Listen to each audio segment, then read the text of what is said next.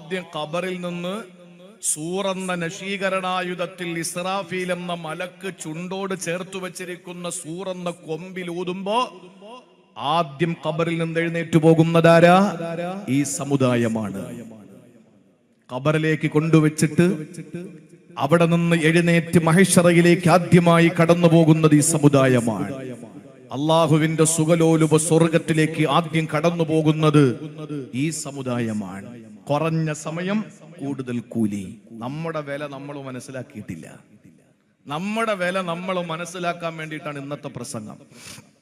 നമ്മുടെ വില നമ്മൾ മനസ്സിലാക്കുക, എന്നിട്ട് അനിസ്ലാമിക സംസ്കാരങ്ങളെയും ആചാരങ്ങളെയും ബഹുമാനിക്കുന്നതോടൊപ്പം നമ്മുടെ ജീവിതത്തിലേക്ക് കൊണ്ടുവരാതിരിക്കുക. അതെങ്കിലും നമ്മൾ ചെയ്യണ്ടേ? അത്രയെങ്കിലും ത്യാഗം നമ്മൾ ചെയ്യണ്ടേ?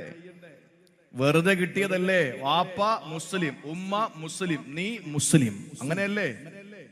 നമുക്ക് മുസ്ലിമാകാൻ ഇസ്ലാമിനെ പറ്റി പഠിച്ചിട്ട് മലയാളത്തിന്റെ മധുരനാരങ്ങ മാധവിക്കുട്ടി പാളയം മുസ്ലിം ജമാഅത്തിന്റെ ഖബർസ്ഥാനിൽ അടക്കം ചെയ്യപ്പെട്ടതുപോലെ ജ്വലിക്കുന്ന നക്ഷത്രമെന്ന കമലാ സുറയ്യയായി കിടക്കുന്നത് പോലെ ഇസ്ലാമിനെ പറ്റി പഠിച്ചിട്ടാണോ ഈ പൂവച്ചൽ ഏതെങ്കിലും ഒരു പെണ്ണ് ഇസ്ലാമിലേക്ക് വന്നത്? ഇവോൺ റിട്രിയെ പോലെ, ഹീദർ മാത്യൂസിനെ പോലെ, കാസിയസ് ക്ലയെ പോലെ, എന്റെ പ്രിയപ്പെട്ടവരെ, അവസാനം ഫാത്തിമ ശബരിമലയെ പോലെ ഇസ്ലാമിനെ പറ്റി പഠിച്ചിട്ട് ആരെങ്കിലും ഇസ്ലാമിലേക്ക് വന്നതാണോ? അല്ല.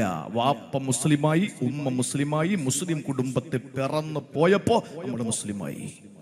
ഖുർആൻ പഠിച്ചതോ വാപ്പ കൊണ്ടുവന്ന് മദ്രസയിലാക്കിയത് കൊണ്ട് നമ്മൾ പഠിച്ചു പോയി. ഖുർആൻ മനസ്സിലാക്കിയിട്ടില്ല. അതുകൊണ്ട് എന്റെ പ്രിയപ്പെട്ട സഹോദരങ്ങളെ, ഇതര സമുദായത്തിന്റെ ആചാരങ്ങളെയും ആഘോഷങ്ങളെയും അവരുടെ സംസ്കാരങ്ങളെയും ബഹുമാനിക്കുന്നതോടൊപ്പം തന്നെ നമ്മുടെ സംസ്കാരത്തിൽ അടിയുറച്ച് നിൽക്കുമ്പോഴാണ് മതത്തെ സ്നേഹിക്കുന്നവരാവുക.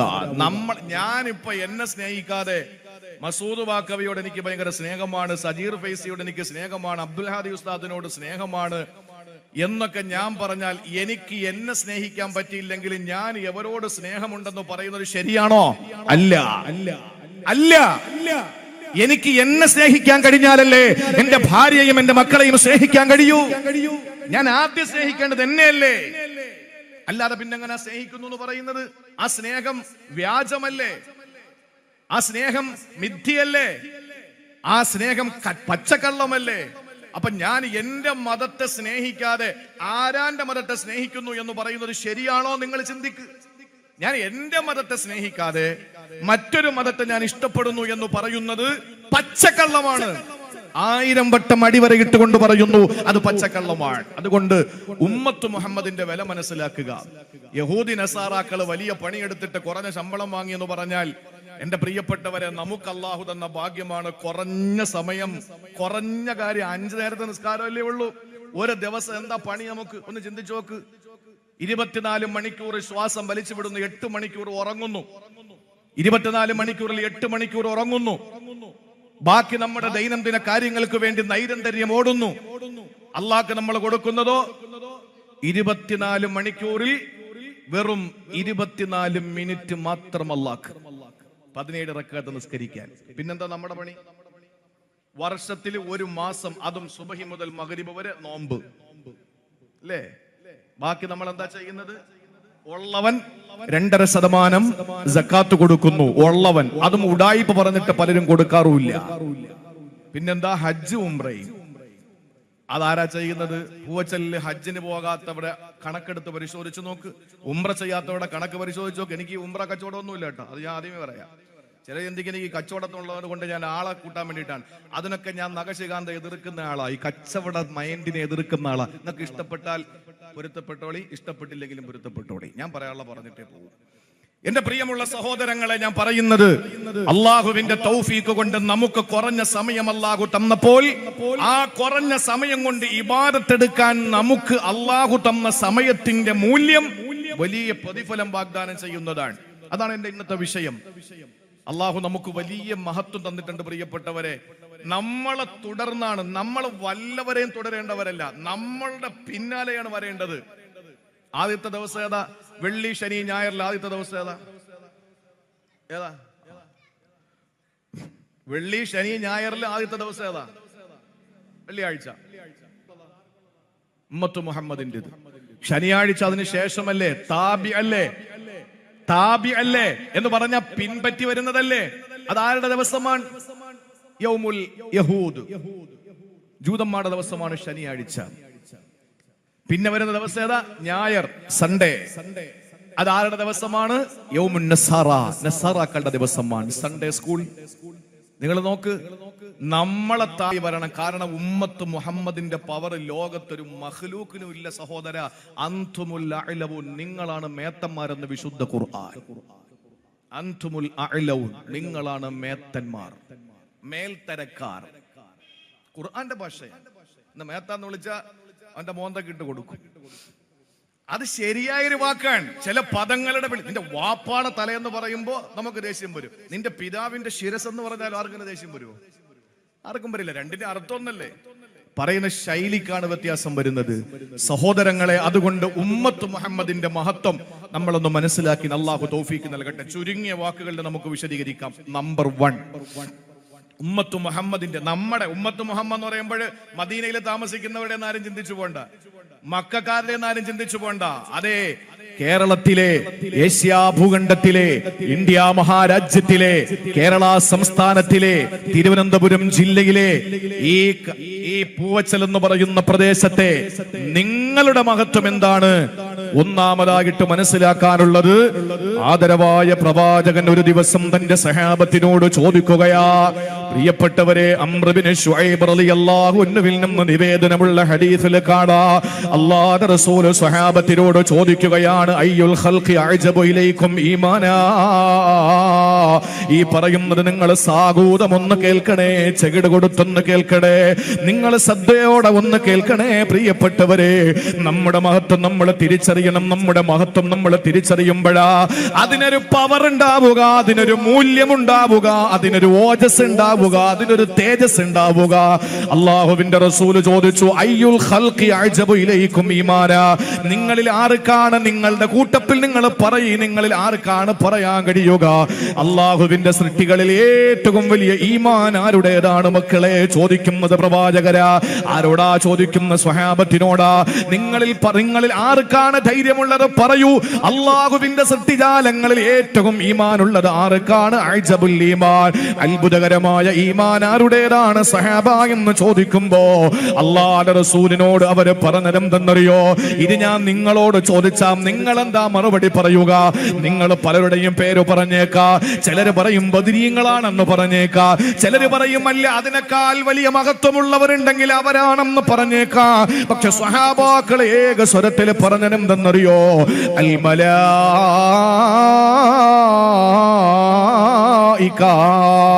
മനുഷ്യന്റെ നഗ്നനേത്രങ്ങൾ കൊണ്ട് കാണാൻ കഴിയാത്ത അല്ലാഹുവിന്റെ അടിമകളായ മാലാകമാരുണ്ടല്ലോ, അല്ലാഹുവിന്റെ അംലാക്കുകളുടെ ഈമാനാണ് ഏറ്റവും വലിയ ഈമാനെന്ന് പറഞ്ഞപ്പോ അല്ലാഹുവിന്റെ റസൂൽ അവരോട് ചോദിക്കുകയാണ്, വമാലഹും ലാ യുമിനൂന ബില്ലാഹ്, അവർ അല്ലാഹുവിനെ കൊണ്ട് വിശ്വസിക്കുന്നതിൽ എന്ത് അത്ഭുതമാണ് മക്കളെ ഉള്ളത്.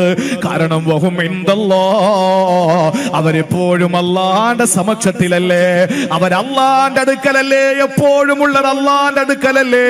അതുകൊണ്ട് അവരുടെ ഈമാനിൽ എന്ത് അത്ഭുതമാണുള്ളത്, അതിലൊരു അത്ഭുതവും ഞാൻ കാണുന്നില്ല. രണ്ടാമത് സ്വഹാബാക്കൾ പറയുകയാണ്, എന്നാൽ അൽ അംബിയാ,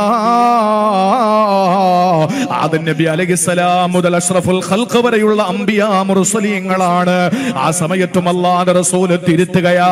അവരോട് പറയുന്ന വമാലഹും ലാ യുമിനൂൻ, അവരുടെ ഈമാനിൽ എന്ത് അത്ഭുതമാണുള്ളത്.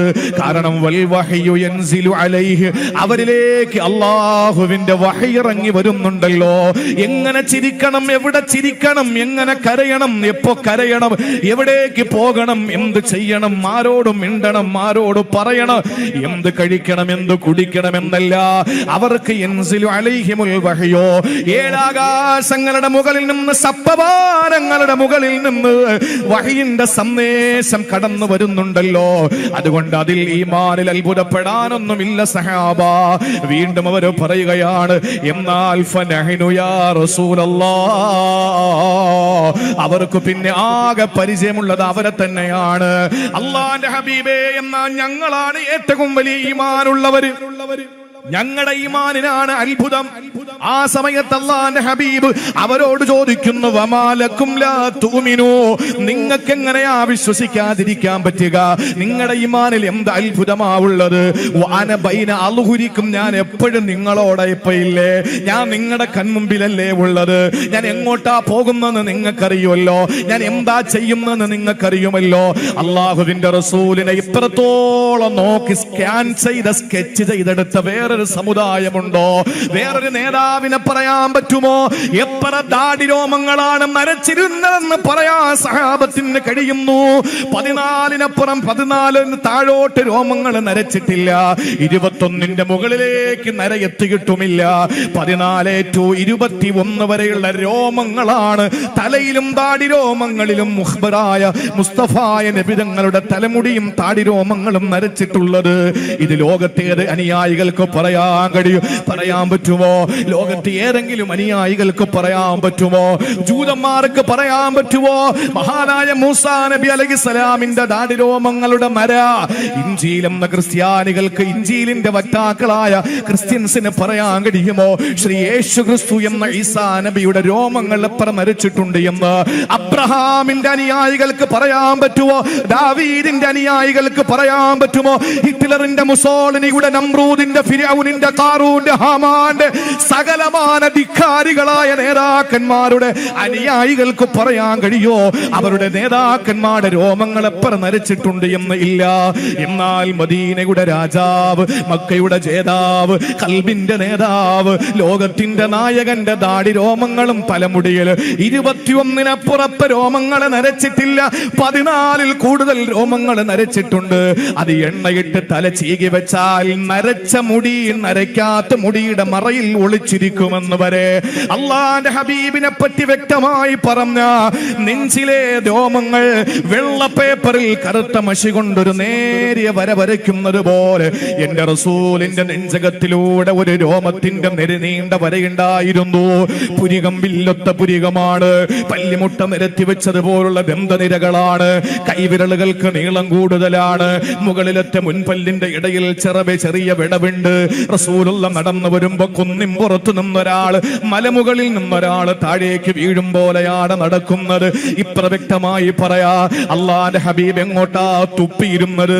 റസൂലുള്ള മലമൂത്ര വിസർജനം ചെയ്യുമ്പോ ഏത് ഭാഗത്താ ചരിഞ്ഞിരുന്നത്? ഏത് കാലുകൊണ്ടാ കയറിയിരുന്നത്? ഏത് കാലുകൊണ്ടാ ഇറങ്ങിയിരുന്നത്? അള്ളാഹുവിന്റെ റസൂല് ഏതൊക്കെ സമയങ്ങളിലാ എന്തെല്ലാം പ്രവർത്തനങ്ങൾ നിർവഹിച്ചിരുന്നത്? തന്റെ പ്രാണപ്രേയസി സയ്യിദത്തുനാ സിദ്ദീഖ ആയിഷ സിദ്ദീഖ റളിയല്ലാഹു അൻഹയുടെ മടിയിൽ തലവെച്ച് കിടന്ന രംഗം എങ്ങനെയാണ്?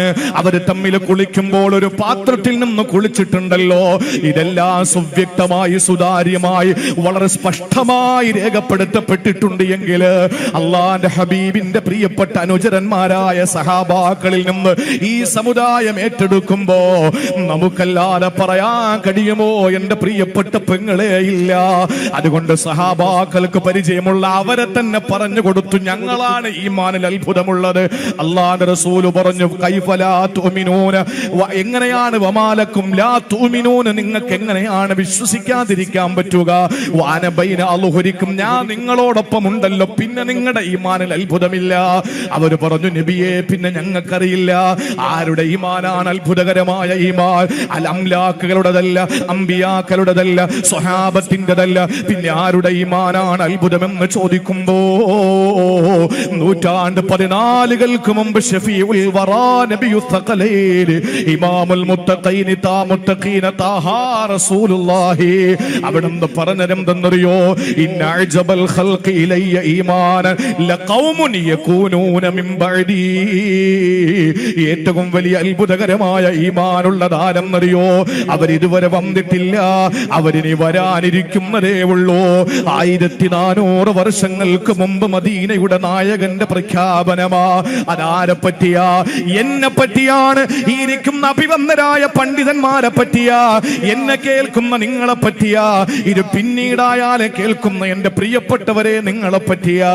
അല്ലാഹുവിന്റെ റസൂൽ പറയുന്നു, അവരാരാണില്ല ഖൗമുൻ, അവര് നിശ്ചയം, ലാ എന്ന് പറഞ്ഞാൽ തഅക്കീദിന്റെ ലായ, ലഖൗമുൻ അവര് നിശ്ചയം, അവര് ഒരു സമൂഹമാണ്, ഒരു സൊസൈറ്റിയാണ്.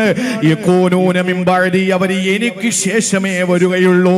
യജ്ദൂന സുഹഫൻ ഫീഹാ കിതാബ്, അവർക്കൊരു വേദഗ്രന്ഥം അല്ലാഹു കൊടുത്തിട്ടുണ്ട്.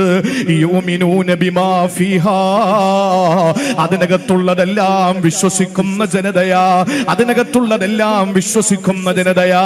എക്സ് മുസ്ലിമിന്റെ കാര്യമല്ല, നിരീശ്വരവാദികളുടെ കാര്യമല്ല, ഒരിക്കലും അങ്ങനെയുള്ള ബുദ്ധിജീവികളെന്ന് അവകാശപ്പെടുന്ന കുബുദ്ധികളുടെ കാര്യമല്ല. ഇത് വിശ്വാസം ഹൃദയാന്തരാളങ്ങളിൽ സൂക്ഷിക്കുന്ന മോമിനെ അല്ലാഹുവിന്റെ റസൂല് പറയുന്നു, എനിക്ക് ശേഷം വരുന്ന സമൂഹം അവർ എന്നെ കൊണ്ട് വിശ്വസിക്കുന്നത് എന്നെ കാണാതെയാ, നിങ്ങൾ എന്നെ കണ്ടുകൊണ്ടാ. ഞങ്ങൾക്ക് വഹി വരുന്നുണ്ട്, അവർക്ക് വഹി വരുന്നില്ല. ഏറ്റവും വലിയ വിശ്വാസത്തിന്റെ രൂഢമൂലമായ രംഗമേതെന്നറിയോ? ഖുർആൻ പറഞ്ഞു അലിഫ് ലാം മീം, അലിഫ് ലാം മീം. പേന പേപ്പറിന്റെ മുകളിൽ വെച്ചിട്ട് എഴുന്നേറ്റ് നിന്ന് അല്ലാഹു അഅലം, ഞങ്ങൾക്ക് ഇതറിയില്ല എന്ന് പറഞ്ഞ മുഫസ്സിരീങ്ങളല്ലാതെ മറ്റൊരാളെ കാണാൻ കഴിയില്ല. ഞങ്ങൾക്കറിയില്ല. അലിഫ് ലാം മീം ദാലിക്കൽ കിതാബ്, ഈ ഗ്രന്ഥം ലാ റൈബ ഫീഹ്, ഒരു സംശയവുമില്ല അല്ലാഹുവിൽ നിന്നുള്ളത് തന്നെയാ. എന്തിനാണ്? ഹുദല്ലിൽ മുത്തഖീൻ, ഇത് അല്ലാഹുവിനോട് ഭക്തി കാണിക്കുന്നവർക്ക് സന്മാർഗ ദർശനം നൽകുന്ന ഗ്രന്ഥമാണ്. ആരാണവര്? അല്ലദീന യുഅ്മിനൂന ബിൽ ഗൈബ്, അദൃശ്യമായ കാര്യങ്ങളെ കൊണ്ട് വിശ്വസിക്കുന്നവരാ. ആദ്യം ഈമാനെ പരിചയപ്പെടുത്തുന്നത് കൺമുമ്പിലുള്ള ദൈവത്തെ വിശ്വസിക്കുന്നവരെന്നല്ല. അല്ലാഹു പറഞ്ഞത് യുഅ്മിനൂന ബിൽ ഗൈബ്, ബിൽ ഗൈബ്, അദൃശ്യമായ കാര്യങ്ങൾ കൊണ്ട് വിശ്വസിക്കുന്നവർ. നിങ്ങളൊക്കെ അല്ലാഹുവിൽ വിശ്വസിക്കുന്നവരല്ലേ? ആരാ അല്ലാഹയെ കണ്ടിട്ടുള്ളവര്? ഒരാളും ഇല്ല. ഉണ്ടെന്ന് പറഞ്ഞാൽ എത്രയും പെട്ടെന്ന് അവനെ പരിപാടി തീരുന്ന മുമ്പ് കുളം പറക്കി കൊണ്ടുപോകണം. നിങ്ങളിൽ ആരാ അഷ്റഫുൽ ഖൽക്കിനെ കണ്ടിട്ടുള്ളവര്? ഒരുത്തരുമില്ല, ആരും കണ്ടിട്ടില്ല. സ്വപ്നത്തിൽ കാണുന്നവരുണ്ട്. ആ ഭാഗ്യം അല്ലാഹു നമുക്ക് തരട്ടെ. ഇന്നിപ്പോ തള്ളിന്റെ കാലമാണല്ലോ, തള്ളി മറിക്കുക. ഞാൻ നബിതങ്ങളെ 9 തവണ കണ്ടു, 50 തവണ കണ്ടു, 80 തവണ കണ്ടു എന്നൊക്കെ ഇങ്ങനെ കൊണ്ട് തള്ളി മറിക്കുകയാണ്. എടാ, നബിതങ്ങളാണ് സ്വപ്നത്തിൽ വന്നതെന്ന് പറയണമെങ്കിൽ നബിതങ്ങളുടെ രൂപലാവണ്യവും ആകാര സൗട്ടവും അവരുടെ ആ മനോഹരമായ മുഖത്തിന്റെ പ്രത്യേകതകൾ നീ പഠിക്കണ്ടേ? അതിന് നിനക്ക് വിവരം വേണ്ടേ? വിവരം പറഞ്ഞു തരാൻ വേണ്ടി വിളിക്കുമ്പോ വീട്ടിനൊക്കെ തടച്ചു മൂടിയിരുന്നവൻ ഞാൻ എന്റെ റസൂലിനെ കണ്ടു എന്ന് പറഞ്ഞാൽ എങ്ങനെ അത് റസൂലിനെ കണ്ടു എന്ന് നിനക്ക് മനസ്സിലാവുക? ഒരിക്കലുമില്ല. അപ്പൊ നമ്മൾ കണ്ടിട്ടില്ല. ആരാ മരണം കണ്ടത്? ആരാ മരണം കണ്ടത്? മരിച്ച ആളുകളെ കണ്ടിട്ടുണ്ട്, മരിക്കുന്ന രംഗം കണ്ടിട്ടുണ്ട്, മരിച്ചതിന് ശേഷം കണ്ടിട്ടുണ്ട്. മരണം ആരാ കണ്ടിട്ടുള്ളത്? ആരും കണ്ടിട്ടില്ല, കാണാൻ പറ്റൂല. ഖബർ ആരാ കണ്ടിട്ടുള്ളത്? നമ്മളിൽ പലരും പറയും ഞാൻ കണ്ടിട്ടുണ്ട്, വാപ്പായ അടക്കുന്ന നേരത്ത് കണ്ടു. നമ്മൾ കണ്ടത് ചെറിയ പള്ളിക്കാട്ടിലെ ഒരു കുഴിയാണ്, ഖബർ കണ്ടിട്ടില്ല. ഖബർ നമുക്ക് കാണാൻ പറ്റില്ല. കാരണം ഖബറിന്റെ പേര് ഖുർആൻ പറഞ്ഞത് ഖബർ എന്നല്ല, ബർസഖ്. ബർസഖ് എന്ന് പറഞ്ഞാൽ മറ, മറഞ്ഞത്, കാണാൻ പറ്റാത്തത്. നമ്മൾ കണ്ടത് പൂവച്ചൽ പള്ളിയുടെ ഖബർസ്ഥാനിലെ 6 അടി മണ്ണ്. പക്ഷെ അതല്ല ഖബർ. ഖബർ എന്ന് പറഞ്ഞാൽ മറ്റൊരു ലോകമാണ്, മറഞ്ഞതാണ്. ദുനിയാവിന്റെയും ആഖിറത്തിന്റെയും ഇടയിലുള്ള മറയാണ്. അത് നമുക്ക് പറയാൻ കഴിയില്ല. എന്നാ നിങ്ങൾ അടക്കിയിട്ട് അങ്ങോട്ട് മാറി നിന്ന് നോക്ക്. മുൻകർണക്കീർ വരുന്നത് നിങ്ങൾക്ക് കാണാൻ പറ്റുമെങ്കിൽ വിളിച്ച് കാണിക്കും. ഒന്ന് ഫോട്ടോസ് എടുക്ക്. നിസ്കാരമുള്ളവന് സ്വർഗത്തിന്റെ വാതിൽ തുറക്കുന്ന കാണിച്ച, മദ്യപാനിയും പലിശക്കാരനും അതിനകത്തിട്ട് അടി കൊടുക്കുന്ന നിങ്ങളൊന്ന് കാണിച്ചതാ? ഇല്ല. ഖബർ നമ്മൾ കണ്ടിട്ടില്ല, നമ്മൾ വിശ്വസിക്കുന്നില്ലേ? സിറാത്ത് കണ്ടോ? ഇല്ല. സ്വർഗം കണ്ടോ? ഇല്ല. നരകം കണ്ടോ? ഇല്ല. ഇതിനൊക്കെ നമ്മൾ വിശ്വസിക്കുന്നവരല്ലേ? അപ്പൊ നമ്മുടെ ഈമാനാണ് അത്ഭുതമെന്ന് എന്റെ വാക്കല്ല, ഒരു തമാശയ്ക്ക് പോലും അസത്യത്തിന്റെ ലാഞ്ചന അതരങ്ങളിൽ നിന്നും നടന്നു വീഴാത്ത ആമിനയുടെ പൊന്നുമോൻ നബി മുഹമ്മദ് മുസ്തഫ അവിടെ നിന്ന് പറഞ്ഞു, സഹാബ, നിങ്ങളുടെ ഈമാനിൽ അത്ഭുതമില്ല, കാരണം നിങ്ങളുടെ മുമ്പിൽ ഞാനുണ്ട്. ഞങ്ങളുടെ ഈമാനിലും അത്ഭുതമില്ല, ഞങ്ങൾക്ക് വഹിയുണ്ട്. മലായിക്കത്തിന്റെ ഈമാനിലും അത്ഭുതമില്ല, അവർ അള്ളാന്റെ അടുക്കലാ ഉള്ളത്. പിന്നെ ആരുടെ ഈമാനിലാ? വരാനിരിക്കുന്ന ഒരു സമൂഹം, അത് നമ്മളാണ്. അത് നമ്മളാണ്. ഈമാൻ മുറുകെ പിടിച്ച നമ്മക്കപ്പുറം മറ്റെന്തെങ്കിലും ഉണ്ടോ ലോകത്ത്? ഒന്നുമില്ല. ആ വില നമ്മളൊന്ന് മനസ്സിലാക്കണമെന്ന് മാത്രമേ ഉള്ളൂ. ഇനി അത് മനസ്സിലാക്കാൻ വേറൊരു കാര്യം കൂടെ പറഞ്ഞുതരാം. ആദരവായ പ്രവാചകന് സല്ലല്ലാഹു അലൈഹി വസല്ലം പറയുകയാണ്, അബൂ ഉമാമത്തുൽ ബാഹിലി റളിയല്ലാഹു അൻഹു റിപ്പോർട്ട് ചെയ്യുന്ന ഹദീസിൽ കാണാം, അല്ലാഹുവിന്റെ റസൂൽ പറയുകയാണ്, ഇനി മദീനയിൽ ചെല്ലുമ്പോൾ ഖുബ്ബത്തുൽ ഖളറായിന്റെ ചുവട്ടിൽ ചെന്ന് റൗളാ ഷരീഫിന്റെ മുന്നിൽ നിന്ന് അവിടെ നിന്ന് നമ്മൾ സലാം പറയാൻ പോകുമ്പോ പ്രിയപ്പെട്ടവരെ മനസ്സിന്റെ ഉള്ളറകളിലേക്ക് വരേണ്ട ഹദീസാണിത്. അല്ലാഹുവിന്റെ റസൂൽ പറയുകയാണ്, തൂബാ ലിമൻ റആനി, എന്നെ കണ്ടവർക്കെല്ലാം മംഗളം നേരുകയാ. എന്നെ കണ്ടവർക്കെല്ലാം മംഗളം. അതാരാ? സഹാബാക്കളാണ്. എന്നിട്ട് റസൂൽ നിർത്തുന്നില്ല, വതൂബാ സബ്അ മറാത്തിൽ ലിമൻ ലം യറനി വആമന ബി. അല്ലാഹുവിന്റെ റസൂൽ പറയുന്നു, എന്നെ കണ്ടിട്ടുള്ള, എന്റെ ചുണ്ടിന്റെ ചലനം കണ്ടിട്ടുള്ള, എന്റെ നടത്തം മനസ്സിലാക്കിയിട്ടുള്ള, എന്റെ കണ്ണിന്റെ ഓട്ടം കണ്ണിന്റെ ചലനവുമെല്ലാം അറിയുന്ന, എന്നെ കണ്ടുകൊണ്ടിരിക്കുന്ന പ്രിയപ്പെട്ട സഹാബാക്കൾക്ക് ഒരു മംഗളമാണെങ്കിൽ തൂബാ സബ്അ മറാത്തിൽ ലിമൻ ലം യറാനി വആമന ബി. എന്നെ കാണാതെ എന്നെ കൊണ്ട് വിശ്വസിക്കുന്ന എന്റെ പ്രിയപ്പെട്ട അനുചരന്മാർ, എന്റെ അനുയായികൾ, എന്റെ സമുദായത്തിന് 7 മംഗളം ഞാൻ നേരുകയാണ്. 7 വട്ടം ഞാൻ മംഗളം നേരുകയാ. എന്റെ പ്രിയപ്പെട്ടവരെ, തൂബ എന്ന് പറഞ്ഞാൽ വെൽക്കം ചെയ്യുകയാ. Welcome welcome. ആരെ പറ്റിയാ? സ്വഹാബാക്കൾക്ക് ഒരു വെൽക്കം ആണെങ്കിൽ ആ സഹാബാക്കൾ കണ്ടവരാണ്.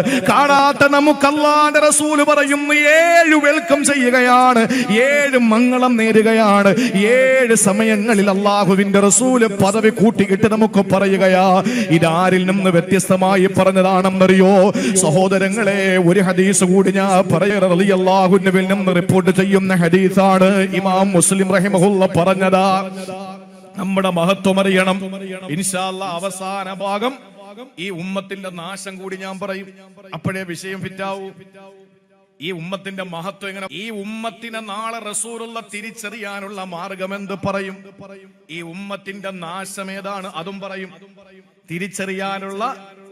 തിരിച്ചറിയാനുള്ള കാര്യം നമ്മൾ ഇന്നു മുതൽ ജീവിതത്തിൽ ഹയാത്താക്കണം. ഒന്ന്, നാശം ഏതാണ് അതിന് തൽക്കാലം ഒന്ന് മാറി നിൽക്കണം. അല്ലാതെ ഈ ഫലായിൽ കേട്ടോണ്ട് പോയിട്ട് കാര്യമില്ല, മഹത്വം കേട്ടിട്ട് പോയിട്ട് കാര്യമില്ല. അവൻ നല്ലവനാണ്, മഹത്വം ഉള്ളവനാണ്, ഉന്നതനാണ്, ഉദാത്തനാണ്, ഉത്കൃഷ്ടനാണ് എന്നൊക്കെ പറഞ്ഞു പോയിട്ട് എന്ത് കിട്ടാനാ? ഉറങ്ങി എണീക്കുമ്പോ അതെല്ലാം പോവും. നാളെ നേരം വെളുക്കുന്നത് മുതൽ നമുക്ക് അത് നഷ്ടപ്പെട്ടു പോകാതെ, ചോർന്നു പോകാതെ ചെയ്യാം. അത് പറയുമ്പോഴല്ലേ നമുക്കത് അമല് ചെയ്യാൻ കിട്ടൂ. അത് പറയും. ഒപ്പം നാശം സംഭവിച്ചത് എല്ലാ സമുദായത്തിന്റെ നാശമുണ്ട്. ഈ ഉമ്മത്തിന്റെ നാശം ഏതാ? അതും ഇൻഷാ അല്ലാഹ് അവസാനം പറയും. അള്ളാഹു മനസ്സിലാക്കാനും ജീവിതത്തിൽ അമല് ചെയ്യാനും സാധുക്കളായ നമുക്ക് അള്ളാഹു തൗഫീക്ക് നൽകി അനുഗ്രഹിക്കുമാറാവട്ടെ. അള്ളാഹുവിന്റെ റസൂല് പറഞ്ഞു, എന്നെ കണ്ട എന്റെ സഹാബാക്കൾക്ക് ഒരു മംഗളം, എന്നെ കാണാതെ എന്നെ വിശ്വസിച്ച എന്റെ പ്രിയപ്പെട്ട അനുയായികൾക്ക് 7 മംഗളം. നമുക്കല്ലേ അവിടെ ഗ്രേഡ് കൂടുതൽ എന്ന് പറഞ്ഞിട്ട് നാളെ ചായക്കട കയറി ഇരുന്നിട്ട് ഞാൻ അബൂബക്കറിനെക്കാളും വലിയ ആളാന്നും പറഞ്ഞ കാലമേ കാലെടുത്തൊന്നും വെക്കണ്ട. അതിന്റെ ആവശ്യമില്ല. ഈ പറയുന്നത് ദ്വയാർത്ഥം കൊണ്ട് ആരും മീനിങ് വെക്കരുത്, അർത്ഥം വെക്കരുത്. ചിന്തിക്കേണ്ട കാര്യമാണ്. നമുക്ക് അല്ലാഹു തന്ന ഈ മഹത്വം നമുക്ക് പ്രതിഫലിപ്പിക്കാൻ കഴിയുക എന്നുള്ളതാണ്. നേരത്തെ ഞാൻ പറഞ്ഞ ആ പ്രവർത്തനത്തിൽ നിന്ന് മാറി നിൽക്കുക, വിനയമുള്ളവരാവും. ഈ പറയുന്നത് കേട്ടോ. മഹാനായ നബി തങ്ങൾ പറയുകയാണ്, ഇന്ന മിൻ അശദ്ദിന്നാസ്, ഇന്ന മിൻ അശദ്ദി ഉമ്മത്തി, എന്റെ സമുദായത്തിൽ നിന്ന് ഏറ്റവും ശക്തർ ഏത് വിഷയത്തിലാണ്? അല്ലാഹുവിന്റെ റസൂൽ പറയുന്നു, ഇന്ന മിൻ അശദ്ദി ഉമ്മത്തി ലി ഹുബ്ബാ, എന്നിലേക്ക് ഏറ്റവും ഇഷ്ടക്കാരായ ഏറ്റവും വലിയ മുഹിബ്ബീങ്ങൾ ആരെന്നറിയോ? അള്ളാഹുവിന്റെ റസൂലിനെ സ്നേഹിക്കുന്നവർ ഏറ്റവും വലിയ പ്രേമഭാജനങ്ങൾ ആരെന്നറിയോ? അഷ്റഫുൽ ഖൽഖ് പറയുകയാണ്, നാസുൻ യകൂനൂന ബഅദീ, അവർ എന്റെ കൂടെ ഉള്ളവരല്ല, എനിക്ക് ശേഷം വരുന്നവരാണ്.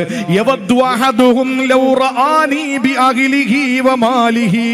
ഇമാം മുസ്ലിം റഹിമഹുല്ലാഹ് റിപ്പോർട്ട് ചെയ്ത ഹദീസാ. അല്ലാഹുവിന്റെ റസൂൽ പറയുന്നു, എനിക്ക് ശേഷം അവർ വരുന്നവരാണ്. അവർ പറയുന്നത് എന്തെന്ന് എന്തെന്നറിയോ? അവര് ചിന്തിക്കുന്നത് എന്തെന്നറിയോ? അവരുടെ ആഗ്രഹം എന്തെന്നറിയോ? ലൗറആനി, എന്നെ കണ്ടുമുട്ടിയെങ്കിൽ എന്റെ വാപ്പയബി അഖിലിഹി, എന്റെ വാപ്പയെ അങ്ങക്ക് സമർപ്പിക്കാൻ നബിയേ, എന്റെ വാപ്പയെ അങ്ങക്ക് സമർപ്പിക്കാം നബിയേ, എന്റെ ഉമ്മയെ സമർപ്പിക്കാം നബിയേ, എന്റെ മക്കളെ സമർപ്പിക്കാം നബിയേ, വമാലിഹി, എന്റെ സമ്പത്ത് മുഴുവനും അങ്ങയുടെ മുന്നിൽ ഞാൻ വെക്കാം നബിയേ എന്ന് പറഞ്ഞ് എന്നെ സ്നേഹിക്കുന്ന ആഗ്രഹിക്കുന്ന കുറെ ആളുകളുണ്ട്. അവര് എവരല്ല, വരാനിരിക്കുന്നതേ ഉള്ളൂ. നിങ്ങൾ എന്റെ മുന്നിൽ വെക്കുന്നുണ്ട് സർവ്വതും ശരിയാണ്, പക്ഷേ നിങ്ങൾ എന്നെ കണ്ടിട്ടാണ്. അതുകൊണ്ടാ പറഞ്ഞത്, ലോകത്തുള്ള സകല വസ്തുക്കളും സദക്ക കൊടുത്താലും, ഉഹുദ് മല വലിപ്പത്തിന് നിങ്ങൾ സദക്ക കൊടുത്താലും, സഹാബാക്കൾ കൊടുത്ത ഈത്തപ്പന കുരുവിന്റെ അളവ് നിങ്ങൾക്ക് പ്രതിഫലം എത്തിക്കാൻ കഴിയില്ല എന്ന് പറഞ്ഞത് അവരുടെ മൂല്യം പറഞ്ഞതാണ്. ഈ പറയുന്ന നമ്മുടെ മൂല്യം മനസ്സിലാക്കാൻ വേണ്ടിയിട്ടാണ്. ഭർത്താവിനോട് ഭാര്യ പറയുന്നത് എന്താണ്? നിങ്ങളാണ് എന്റെ ജീവിതത്തിലെ സർവ്വതും എന്ന് പറയുന്നു. മക്കൾ വരുമ്പം പറയും, മക്കളെ നിങ്ങൾക്ക് വേണ്ടി ഞാൻ ജീവിക്കുന്നത്. കെട്ടിയനോട് പറയും, നിങ്ങൾക്ക് വേണ്ടിയാ ജീവിക്കുന്നത്. കൈയെട്ടിയിട്ട് പറയും, വജ്ജഹതു വജ്ഹിയ ലില്ലദീ ഫതറ സമാവാതി വൽ അർള് ഹനീഫൻ മുസ്ലിമൻ വമാ അന മിനൽ മുശ്രിക്കീൻ ഇന്ന സ്വലാത്തി വനുസുകി വമഹ്യായ വമമാതി ലില്ലാഹി റബ്ബിൽ ആലമീൻ. ശരി, കെട്ടിയനോട് പറയും, ഞാൻ ജീവിക്കുന്നത് നിങ്ങൾക്ക് വേണ്ടിയിട്ടാണ്. സുഖമില്ലാത്ത ഉമ്മയെ ചായയും വെള്ളമൊക്കെ കൊടുക്കുമ്പോൾ പറയും, ഉമ്മ നിങ്ങൾക്ക് വേണ്ടിയിട്ടാണ് ഞാൻ ജീവിക്കുന്നത്. മക്കളോട് പറയും, മക്കളെ നിങ്ങളെ ഒന്ന് കരക്കെത്തിക്കണം, അതിനാ ഞാൻ ജീവിക്കുന്നത്. ഇതൊക്കെ പറഞ്ഞിട്ട് ഒതുവെടുത്തിട്ട് കൈ കെട്ടുമ്പോൾ പറയും, ഇന്ന സ്വലാത്തി, എന്റെ നിസ്കാരം, വ നുസുക്കി, എന്റെ കർമ്മങ്ങൾ, വ മഹിയായ, എന്തിനെന്റെ ജീവിതം, വ മമാത്തി, എന്തിന് ഞാൻ അങ്ങ് മരിച്ചാൽ അതും, ലില്ലാഹി, ഒക്കെ നിനക്ക് അവിടച്ചോനെ. അപ്പൊ എങ്ങനെ ശരിയാവും? അത് ഓരോന്നിനും ഓരോന്നിന്റെ അർത്ഥം കൊടുത്ത വിഷയം തീരും.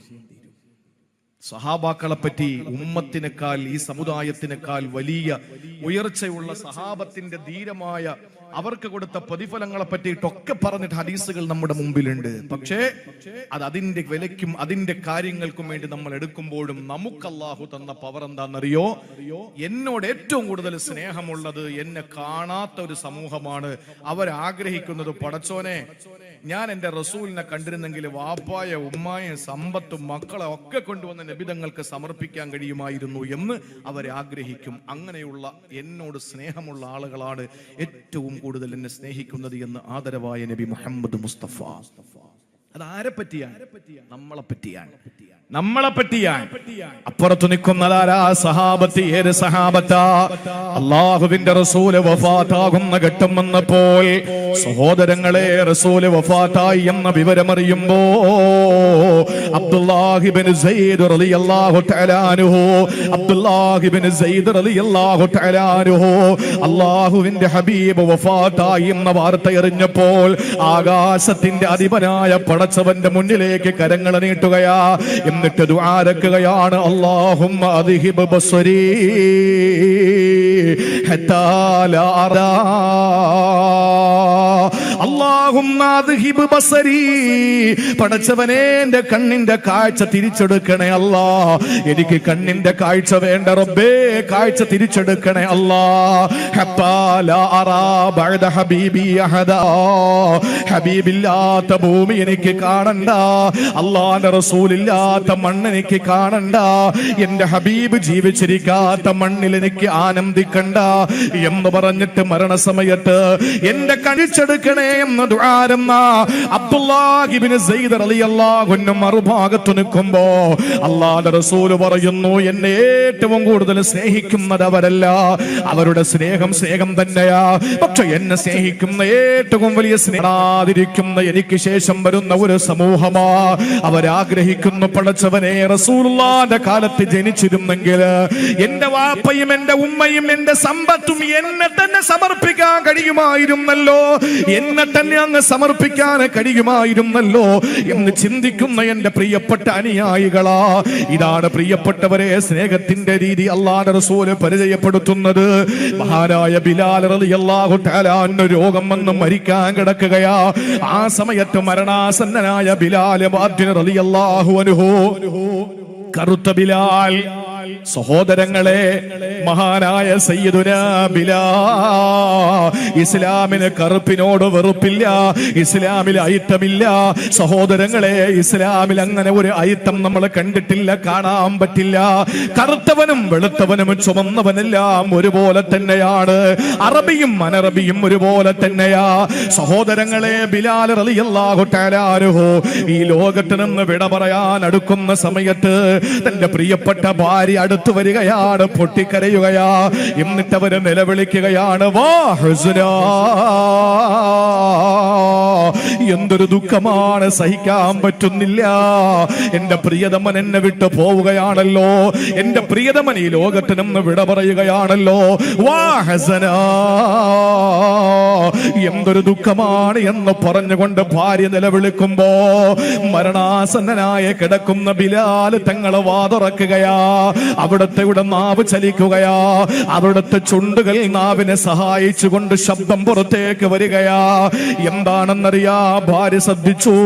ആ സമയത്ത് ബിലാൽ തങ്ങളെ പറഞ്ഞതെന്തെന്നറിയോ, വാ ഹസനാ, എന്തൊരു ദുഃഖമാണ് എന്ന് നിലവിളിക്കുന്ന ഭാര്യയുടെ മുന്നില് ബിലാൽ റളിയല്ലാഹു അൻഹു ഉറക്കെ വിളിച്ചതെന്തെന്നറിയോ, വാ തുർബാ, വലിയ സന്തോഷമാ, എന്തൊരാനന്ദമാ, എന്ത് ആഹ്ലാദമാ. ഗദൻ അൽകാ മുഹമ്മദാ, ഈ സെക്കൻഡിൽ ഞാൻ അങ്ങ് മരിച്ച എനിക്കെന്റെ മുത്തു റസൂലിനെ കാണാമല്ലോ, എനിക്കെന്റെ ഹബീബിനെ കാണാമല്ലോ. ഈ നാട്ടിൽ ആരെങ്കിലും ഒരാൾ മരണപ്പെടുമ്പോ എന്തിനാ സങ്കടപ്പെടുക, എന്തിനാ നിലവിളിക്കുക? ഇപ്പൊ ഈ സദസ്സിൽ വെച്ച്, ഈ പീഠത്തിന്റെ മുമ്പിൽ വെച്ച് ഞാൻ അങ്ങ് മരിച്ചാൽ, പ്രിയപ്പെട്ടവരെ, ആ സെക്കൻഡ് മുതൽ അഷ്റഫുൽ ഖൽഖിനെ എനിക്ക് കാണാമല്ലോ, സിദ്ദീഖുൽ അക്ബറിനെ എനിക്ക് കാണാമല്ലോ, ഉമറുൽ ഫാറൂഖിനെ കാണാമല്ലോ, അലിയിൽ മുർത്തളയെ കാണാമല്ലോ, ഉസ്മാൻ ദുന്നൂറൈനിയെ കാണാമല്ലോ. പൂവച്ചലുള്ള നിങ്ങളിപ്പം മരിച്ചാൽ മഹാനായ ഹൈദ്രോസ് ഉപ്പുപ്പായ നമുക്ക് കാണാമല്ലോ. നമ്മളിൽ നിന്ന് മരണപ്പെട്ടു പോയ മുന്നോറുകളെ കാണാമല്ലോ. അതാ ബിലാൽ തങ്ങളെ നിലവിളിച്ചത്, പെണ്ണ്, എന്റെ പ്രിയപ്പെട്ടവളെ, എനിക്ക് വേദനയില്ല, എനിക്ക് സങ്കടമില്ല, എനിക്ക് ഒരിക്കലും വേദനിക്കാൻ കഴിയില്ല. കാരണം ഇപ്പൊ ഞാൻ നിന്നെയാ കാണുന്നത്. ഞാൻ അങ്ങ് മരിച്ചാ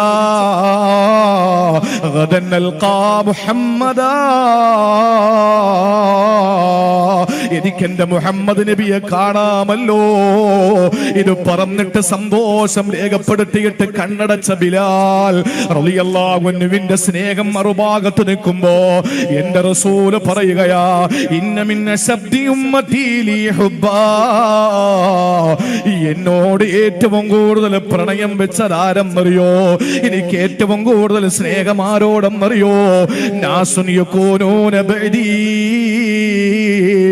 എന്റെ കാലത്തിനു ശേഷം വരുന്ന ഒരു ജനതയാ. യവദ്ദു അഹദുഹും ലൗ റആനി ബിഅഹ്ലിഹി വമാലിഹി, അവരാഗ്രഹിക്കുന്നത് ഞാൻ എന്റെ മുത്തിന്റെ കാലത്തായിരുന്നെങ്കിൽ, എന്റെ റസൂലുള്ളാഹിന്റെ കാലത്തായിരുന്നെങ്കിൽ എനിക്ക് സർവ്വതും എന്റെ ഹബീബിന് സമർപ്പിക്കാൻ കഴിയുമായിരുന്നല്ലോ. ആ സ്നേഹം നമുക്കാണ്.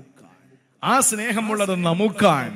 ആലോചിച്ച് നോക്കിയേ, ഈ ഉമ്മത്തിന് അല്ലാഹു തന്ന ഏറ്റവും വലിയ നിഅമത്ത്, ഒന്ന് അത്ഭുതകരമായ ഈമാൻ, രണ്ട് ഏറ്റവും കൂടുതൽ അഷ്റഫുൽ ഖൽഖിനെ സ്നേഹിക്കുന്ന മുഹിബ്ബീങ്ങൾ.